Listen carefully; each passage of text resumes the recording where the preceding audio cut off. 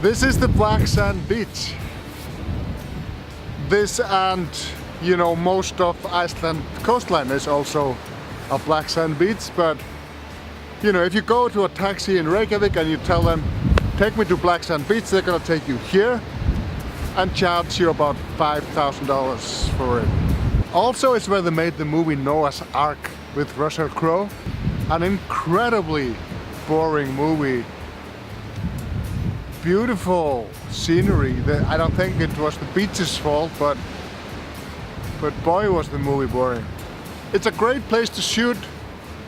You just have to be careful not to die because the waves can be quite high and the undercurrent is strong. So you don't want to be caught in that. Unfortunately, that happens. So unnecessary. Be careful.